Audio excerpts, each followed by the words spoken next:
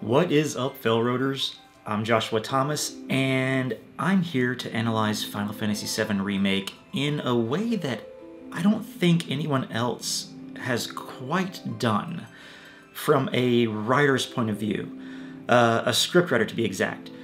I've seen all these videos with the titles like A Filmmaker Reacts or A Musician Reacts, but I've never seen one that says a writer reacts, specifically a scriptwriter, someone who has studied and analyzed filmmaking and how story structure works. And I've seen the story structure in Final Fantasy VII, the OG, and the remake, and how it fits together. And I think you're going to learn a lot of things here. Trust me when I say that I've done my homework. I've analyzed Remake from the perspective of a writer, and just to give you guys a little bit of background, writing is something I've done for over a decade, and it's part of my current job. I'm putting all that knowledge to work. So we're going to break down Final Fantasy VII-R into its acts and beats. We're going to analyze Cloud's emotional journey, look into the Antagonist and how they change Cloud and how they challenge Cloud, break down the story arc of Remake and how it fits into the OG, and theorize how this will affect Remake Part 2. Trust me when I say that I've written this script for this video, and I think I've spent more time writing this one than any other script or Final Fantasy video that I have ever worked on, or any YouTube video that I've worked on. So before we get started, you need to know two very important things. One is I won't be what-ifing this video to death. I'll only be stating what's actually in the video game, because we could what-if this game till we're black and blue in the face. I mean, there's so many what-if videos out there. I've even got what-if videos as well, mainly pertaining to Part 2 of the remake, but that's not what this is about. So I've tried to minimize and just completely get rid of any sort of what-ifing, and I hope you'll notice that in the video. So we're only going to use evidence that's in the video game, in the remake and OG. The second thing you need to know is you can have your headcanon about this game, and it's okay. If your headcanon is different from what I say, that's no big deal, but just remember that it's your own fiction that you've created about the game, and it's not what actually happens. So I know there's a lot of shippers out there, a lot of people who dream of, Final Fantasy going this way, and this remake is maybe a possibility for that to happen, but the events that happen in Remake Part 1 have already taken place. So that's what we're going to analyze. It's important to know, writers don't just think about plot. It's not just blow up reactor, escape on train, meet Tifa, etc. It's about an emotional arc and a change in the main character, in this case Cloud Strife. And FF7 Remake has two story arcs to get through. One is the 7 Remake story arc as a complete arc from beginning, middle to end. And then 2 is the beginning of the entire series story arc, being Part 1, which is Act 1. So let's talk about the complete story arc of Final Fantasy VII Remake Part 1. There are certain elements that every good story needs. The main character needs to have flaws to overcome. You need 3 acts, a beginning, middle, and an end. And inside these acts, there are many beats to hit, such as the inciting incident, the Dark Night of the Soul, the culminations for the main character, etc. And you need to introduce the antagonist early on. Well, we meet the antagonist of FF7-R in Chapter 2. That's right, Aerith. Did you think I was going to say Sephiroth? Well, he's a villain. In scriptwriting, the antagonist is a teacher. There's a lot more to say here, so we'll save that for later on in the video when we talk about the antagonist. Now, first let's focus on Cloud's emotional journey. In the beginning, or thesis... Else, we can always get it. There's one thing. My money. You guys owe me 2,000, remember? Cloud is selfish, greedy, arrogant, and closed off. I could say more, but we'll stick with those for now, because in the end he's still going to be flawed, and he's going to have more flaws to overcome in the next parts. In the middle, antithesis, or the opposing argument. You know, this is how I earn a living. Huh? Really? I thought you were just doing it for fun. I suppose some people do. Hello, I'm some people. Nice to meet you. Cloud is introduced to a different and opposing philosophy. Aerith is selfless, cheerful, giving, and extroverted. She's not without her own flaws, but she's what Cloud needs to change. And by the end... Take Aerith and get out of here. I'll buy you guys some time. I can stay here, back you up. Barrett, I'm asking you. Please. We have synthesis. Cloud has learned from his experiences and emotional journey throughout Remake Part 1. He's still Cloud with his many flaws, but he's no longer selfish or greedy. He's selfless and has opened up a bit, willing to jump into action to save another person without the prospect of getting paid. We even see this as the party climbs the Sector 7 rubble. You'll help too, won't you?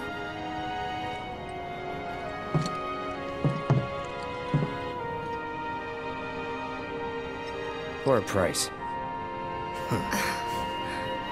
The text is, for the right price, but the subtext is, of course I'll help.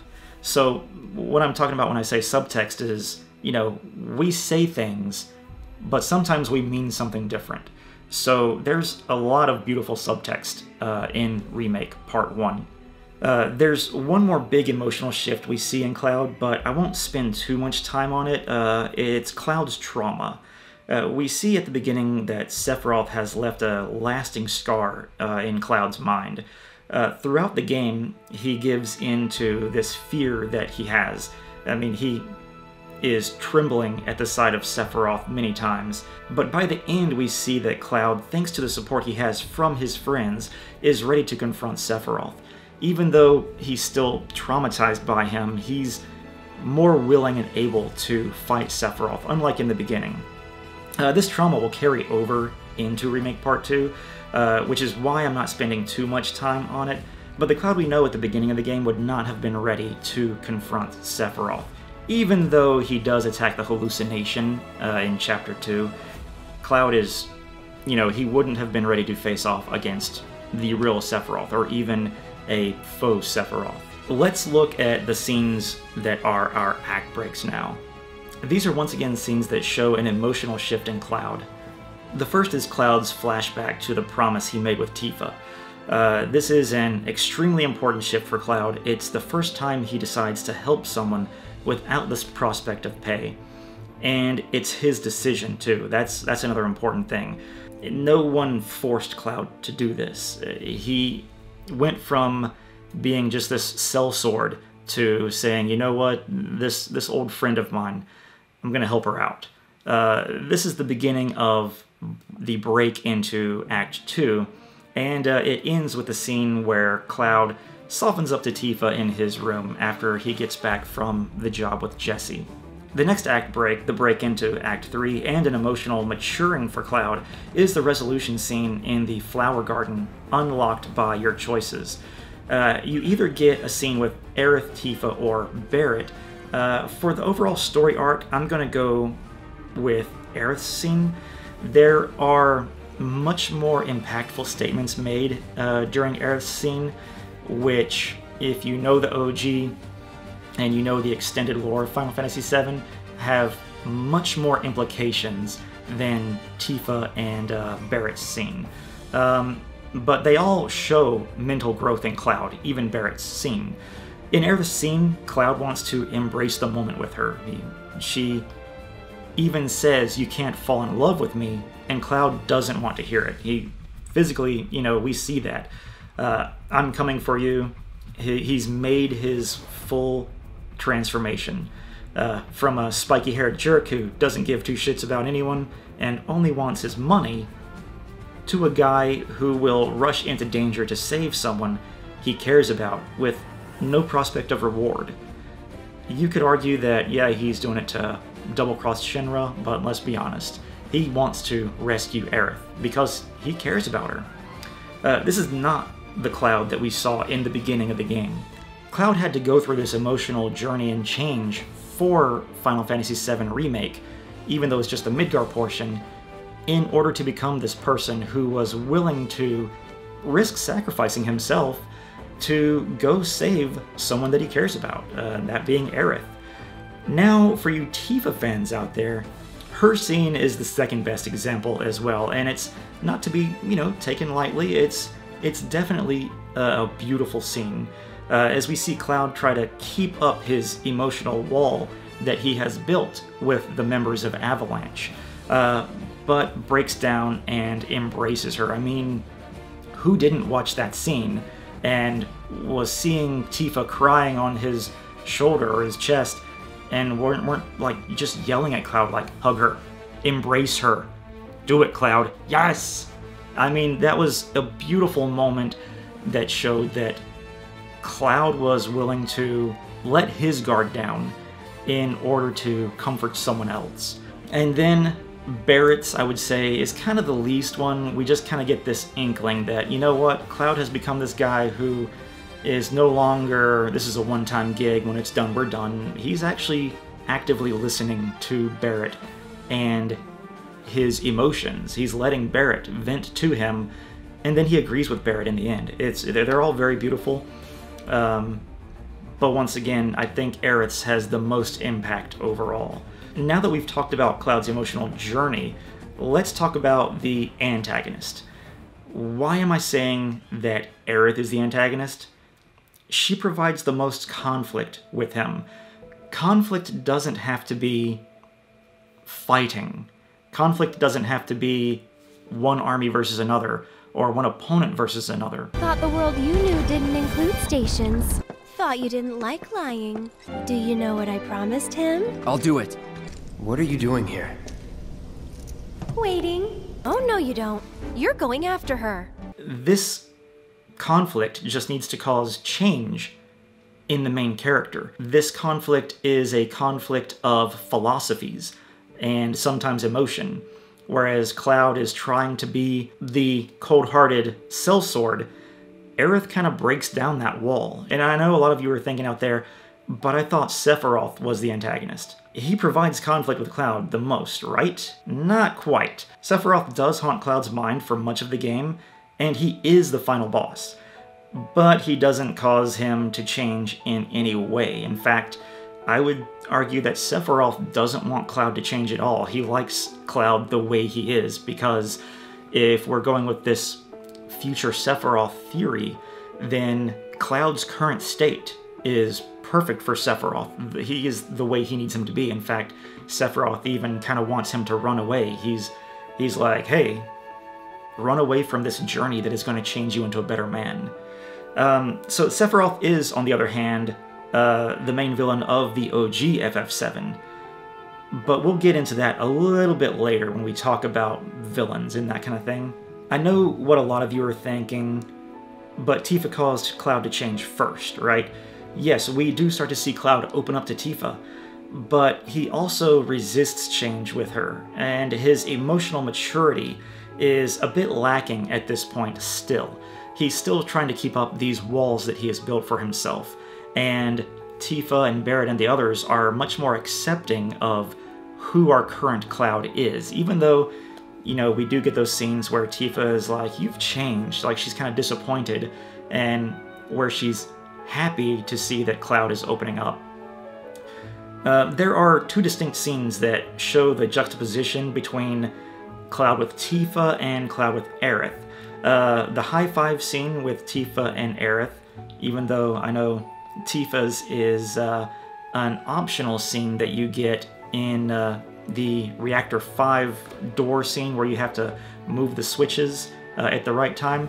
You have to get that right on, I believe, your first try in order to get the high five, or the attempted high five scene with Tifa. Aerith, on the other hand, alters this robot's programming and teaches him how to feel, or at least high five. It's also a mandatory scene. We see this breaking down of Cloud's wall But here we see that Aerith is forcing Cloud to want to change. That's another important thing. We physically see that he's actually wanting to start to change. And it culminates in a rather funny high-five moment. The other obvious juxtaposition scenes are the dance scenes. And yeah, there's not a dance scene with Tifa, because in the scene where someone asks him to dance... Come on, don't be shy. How about you, Cloud? I don't dance. In the scene with Aerith, on the other hand...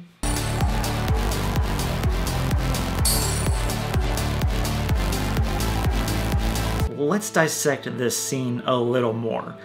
Cloud is resistant to dancing at first. He attempts multiple times to get away, but the moment he sees that Aerith is watching, we can visibly see his thought process. He doesn't want to dance, but even more so, he doesn't want to let her down.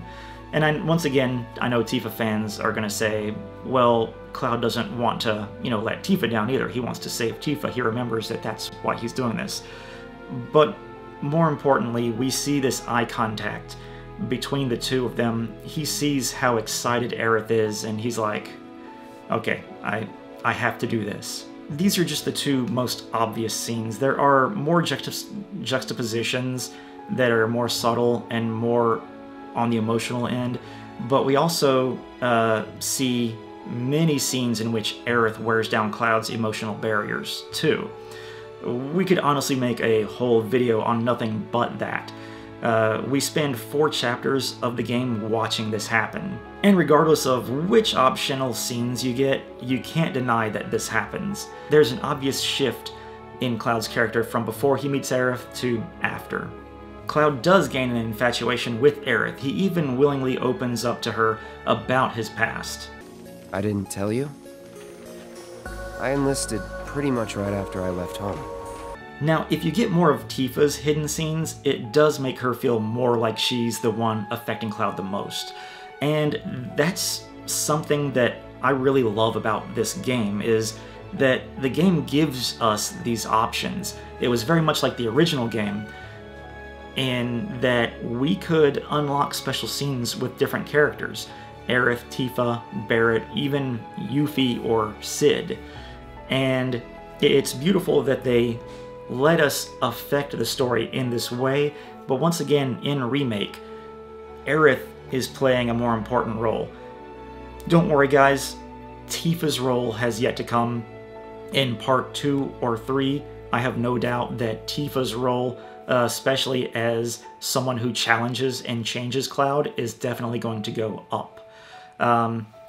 Fingers crossed that the devs stick that close, at least, to how the original game went. I'm thinking that they're going to, because these are some impactful scenes that we remember and love from the original, and they're beautiful, and they should be in the remake. I hope that they are. Nevertheless, though, it doesn't change that Cloud shifts emotionally more so in chapters 8 and 9. Now it's time to talk about our main bad boy, Sephiroth. Sephiroth is in fact the main villain of the OG FF7, but is he the main villain of Remake? I would argue no. President Shinra is. To understand where I'm coming from, let's break down what each villain does in Remake. Let's start with Sephiroth. He mentally haunts Cloud for 16 chapters, defends himself against Cloud's attack in the Genova Chamber, and he kills the President and faux kills Barrett, tricks the party into defeating Fate itself, which, yeah, that's a huge feat, then fights the party in the final battle. We do see flashbacks of Sephiroth and some of the atrocities that he's committed in the past as well, but once again, we could also argue that Shinra has committed just as many, and, as a result of Sephiroth, Shinra is the reason Sephiroth exists. Now let's look into President Shinra and what he does during Remake Part 1, and let's also keep in mind that his corporation as a whole all, goes back up to him, so things that his minions do in his name are also partially President Shinra's doing. So he attempts to blow up a reactor with Cloud and crew inside. It's kind of ambiguous whether he wants them to die in this first reactor explosion or if he wants to just be able to blame them for it. We know that they do end up blaming him for it. So they frame Avalanche for the destruction it causes, whereas Avalanche's bomb wouldn't have caused so much destruction.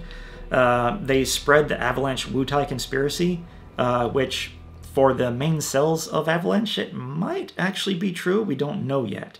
They have he has a second reactor blow up on our party. He hires thugs to go search for where Avalanche and crew are. He has the Turks drop a freaking plate on the slums, killing tens of thousands of people just to try and get at them. And he allows experimentations on human subjects. We see that in the game. And he okays Hojo's request to do very bad experiments on Aerith. He says, hey, look, you can't kill her like you killed her mother, but it's Hojo's experiments that ended up, resulting in Ifalna's death, Aerith's mother. And then he nearly kills Barrett too. Even after they save his life, he gets a gun, pulls it on him. He's about to pull the trigger until Sephiroth kills him. And let's be honest, the mere fact that he has Scarlet, Hojo, and Heidegger as leaders in his organization, those are some pretty big, evil villain things that he's got going for him as well. So overall, the points are stacked in President Shinra's favor as him being the main villain. Shinra provides conflict for Cloud and company. This is the way it was in the OG as well. The Midgar section of the game was all about Cloud and Avalanche's conflict with Shinra, not Sephiroth. It's only after this section that Sephiroth is revealed to be the true villain, and I'm sure Remake Part 2 will make this much more apparent.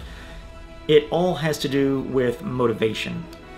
And in Remake Part 1, what motivates our characters to act is Shinra. It's always Shinra motivating our characters to act.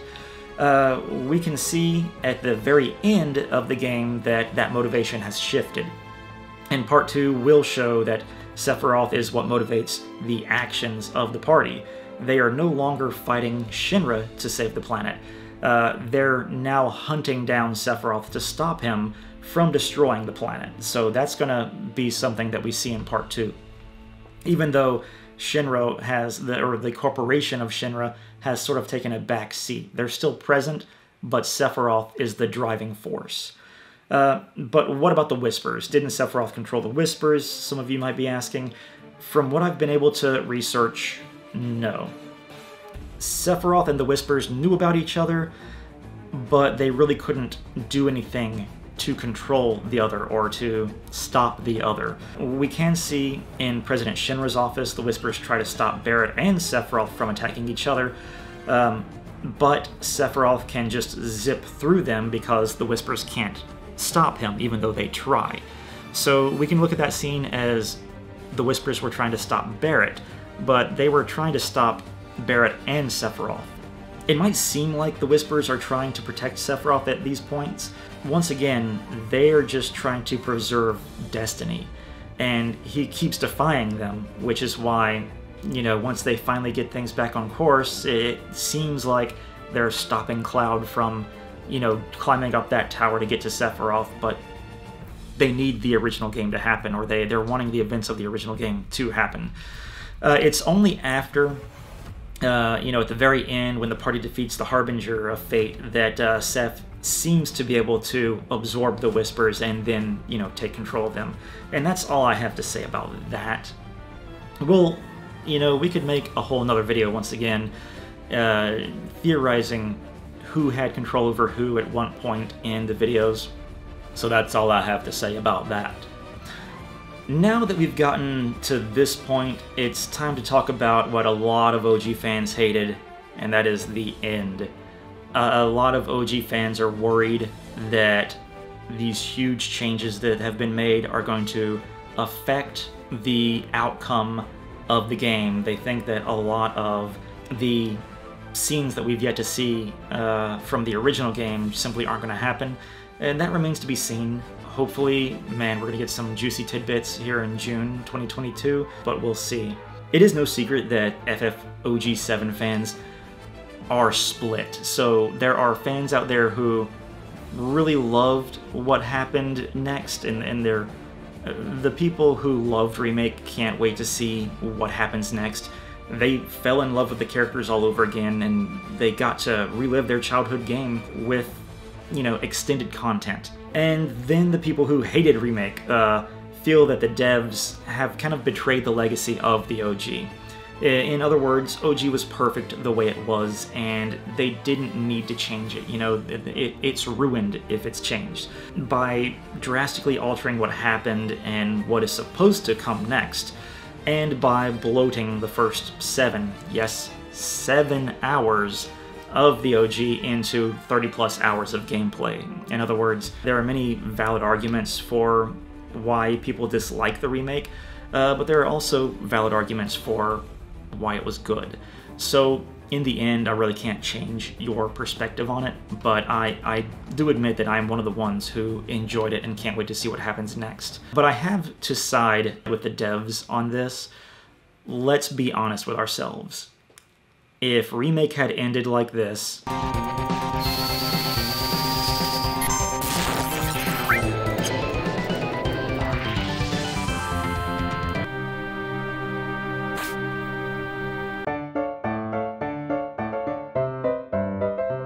it would have been lackluster. Sure, the OG fans would know what comes next, but even we wouldn't be talking about it 2 years later, and newcomers to the game, they would have already forgotten about it. They'd be, you know, off playing some other RPG franchise or The Witcher, or waiting for, you know, clamoring about God of War Ragnarok or something. But here we are, still talking about Final Fantasy VII Remake and what's coming next. And you know, if you've gotten to this far in the video, I'm really thankful for you. Instead, the ending we got was this.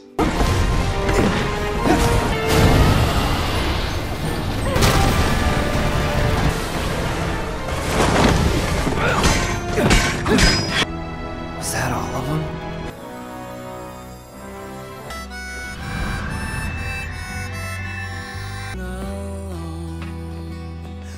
This is what leaves us itching for more. While it was a positive ending overall, it seems the party has won their fight. It still raises so many questions. Namely, what's going to happen next? What's going to change? How will Sephiroth try to win this time? What will Zack do? And what reality are our characters in? It's extremely important that they keep us wanting more. If we had just ended with, you know, climbing down a rope, a lot of people honestly would not be motivated to get the next game. It would really have only appealed to OG fans, and I know a lot of you are going to argue, well, this was made for the OG fans. This was, you know, the OG fans are the reason that this game even exists. And yeah, but at the same time, they also have to draw in a new audience, and so climbing down a rope just isn't the way to end the first part of this extravagant remake. So, you know, especially for newcomers, this ending was confusing, but I guarantee you they didn't forget it, and this ending may have driven many people who never played the OG to go play the OG, and that was another thing that they wanted, you know, Square Enix wanted people to do. They wanted people to become fans of the remake and the OG, and I think there is room to appreciate both of them for what they are. Now, there's also that argument that the devs shouldn't have made Part 1 Midgar only. You know, after all, Midgar is just 5 or 10% of the OG game, right? Actually, Midgar is closer to 25% of the original storyline. It just wasn't filled with the extra content, side quests, and wandering around aimlessly for hours on the world map that the other 75% of the game contained. If you don't believe me, I mean, just look at this tiny Bronco footage from my playthrough.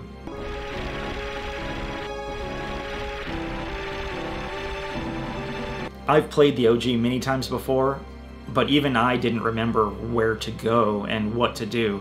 And, you know, not using a strategy guide or something like that, you know, can definitely leave you wandering around for some time. But I have a whole other video explaining why Midgar is 25% of the OG story, and this video is also getting long too, so I'm gonna leave it at that. So if you guys want to hear my arguments on why Midgar is 25% of the original and so is Remake, be sure to check out that video because it does a much better job explaining it than I could do in this video right now. Midgar is the first act of the OG game. This is another reason why it was important for the devs to make Part 1, Act 1, Midgar Only.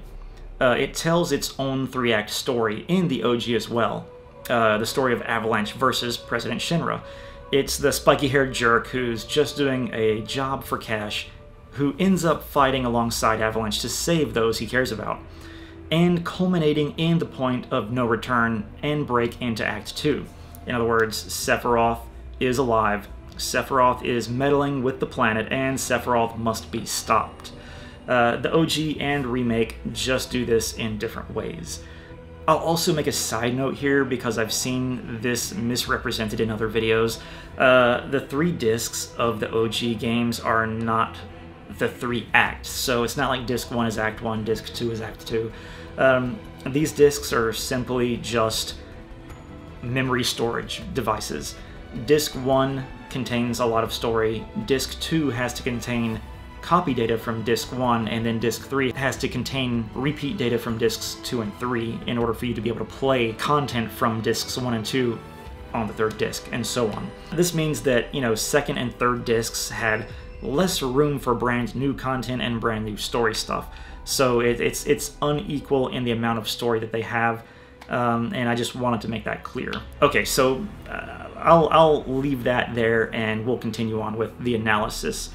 So I mentioned the Dark Night of the Soul at the beginning of the video, and that is where the characters are at their lowest point. This goes into another part in that the original Midgar portion shows a complete story arc, and that is of course right after the plate falls and Barrett and the others have been dealt a severe blow by the bad guys. The bad guys have closed in, and this is the result of that. So this is the point at which our characters have to find the strength and the courage to build themselves back up, and that's where we meet Marlene, see that she's alive. Barrett has this, you know, little ray of hope that he can continue on. So that's our Dark Night of the Soul moment, and I just wanted to make sure that I talked about that because that is a huge part of Remake and the OG's Midgar portion, and I know you guys would have wanted to hear about that. So that's the bad guys close in and the Dark Night of the Soul moment in script writing terms. So if Remake Part 1 is just the first act of the OG, what could the second act and second part of the Remake contain? That's tough to answer, and people like myself have been trying to figure this out for the past 2 years, and man, it might be getting close to that point where we start to find out little tidbits of it. By now I've come to believe that Remake may be 3-part series. I originally thought that it would be 4 parts. That was contingent upon them releasing video games every 2 years. That's obviously not going to happen. It may be more likely that they want to wrap up this entire story, this entire series, on the 30th anniversary of Final Fantasy VII. I think that would be pretty poetic. I find it hard to believe, you know, this would be in 2027, meaning at most we can expect 2 more games, I would think. I find it hard to believe they would stretch out the release of Remake Part 1 to the release of the final Remake part over the course of 9 years, which seems like that would be more logical. You know, take 3 years to create each game. So I'm going to use Avengers as an example of how they might break this down into 3 parts or 4 parts. If we have 3 parts of the remake, then Remake Part 1 is like Avengers, Remake Part 2 will be like Infinity War, and Remake Part 3 will be like Endgame. So if we have 4 parts, then we can throw in Age of Ultron being part 2. So, and the reason I use this is, you know, let's say if we have the 3-part series, then part 2 will end in tragedy, just like Infinity War. Our characters will fight against Sephiroth or maybe something else. I know we don't want to fight Sephiroth at the end of every single game. I hope that's not what happens. But nevertheless, Sephiroth will directly be the result of the end of part 2. He's going to deal a heavy blow to us, probably killing multiple characters in the process. Remember, a lot of characters are alive now who shouldn't be, and that leads me to think that they are going to kill these characters off at a different part in the story. And the reason they're doing this is, I've mentioned this in other videos before, but it's because they want us to feel the same emotions that we felt when playing the original. So because we know when characters die in the original, we can't feel that same emotional impact that we have playing Remake. Even though it was still beautiful, it was still tragic, it was still heartbreaking, they want us to feel the feelings that we felt back then again, not feel nostalgia like we feel today. So that's why I'm saying that this is why they want to change it. So part 2 will veer off drastically from the OG events, like in the last 5% of the game, just like in part 1. Something completely unexpected is going to happen that none of us theory crafters could even have thought about, and we will be left with a cliffhanger until the release of Remake Part 3, and it's going to keep us talking for that next 3 years. And just like in Endgame, Part 3 will be the party piecing themselves back together. You OG fans know what I'm talking about. Dealing with their loss, which will be permanent this time. No fake-out deaths in Part 2. I'm theorizing that right now. No fake-out deaths in Part 2. You hear me, Square Enix? No fake-out deaths in Part 2. And finding the strength within themselves to raise up and beat the bad guys. However many of them there happen to be by this time. Now, if it's a 4-part series, then Remake Part 2 will end in Nibelheim, like I originally theorized. This will be a sort of an Age of Ultron situation. Our heroes face off against evil and gain new allies along the way, culminating in another false victory or false defeat for our allies. Either way, it will still be something completely unexpected, something completely out of left field that will leave us once again talking and theorizing for the next 2 to 3 years. Well guys, I think we've gone on long enough. This video ended up being so much bigger than I thought it would be. If you've watched this far all the way through, I thank you so much. Undoubtedly, you've come up with many points that you are eager to discuss with me about. Maybe you agree with me or disagree with me. Leave a comment below, and I hope that you will watch more of my theory videos for Final Fantasy VII and check out more board game and video game videos. And yeah, let me know especially if you want me to expand upon any portion of this video, and I'll do my best to do that. So thanks for watching. Catch you guys next time.